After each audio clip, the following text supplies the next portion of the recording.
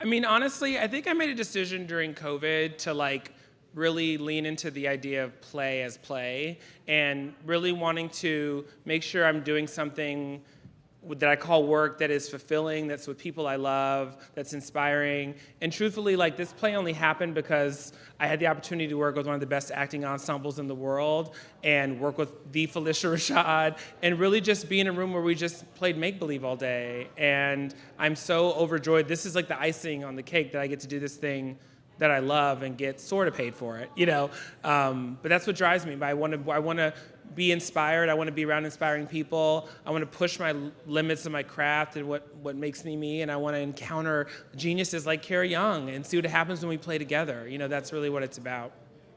The hardest character storyline to write was Claudine Jasper, played amazingly by LaTanya Richardson Jackson, because it's a character who it's revealed how powerful she is over time, so you're kind of always hiding the ball with her. But LaTanya kind of stepped into this role, and it was one aha moment after another, and I really credit her for helping me kind of unlock the Claudine of it all. The hardest scene to write, there's a whole invasion of privacy that New York Magazine just did of me in my journals. But it was the top of Act 2. For some reason, we could not figure out how to lock into it, but we did find it.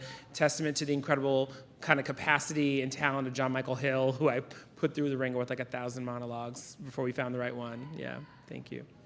I feel like I've done this long enough that you just don't know. All you can do is hope that every day is a win in some way.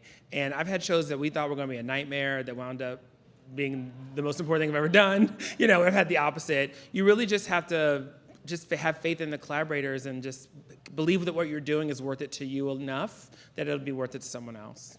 I'm not sure I can answer that question without upsetting my parent. Oh. but yeah, it's, you only have the family you have until you get married, then hopefully you have two families. I, of course, had to draw from my sense memory or whatever, but it was also about me observing all kinds of people doing all kinds of things. And, I looked at families that were not Black, and I tried to think about where were the universal dynamics that were worth exploiting. Family is such a broad, beautiful topic. There's so many ways into it. I could write family dramas for the rest of my life, honestly. Maybe I will. Well, I'm married to a wonderful man named Cheo Bourne, who provides an incredible support system the way that I imagine hopefully anyone's loved ones would.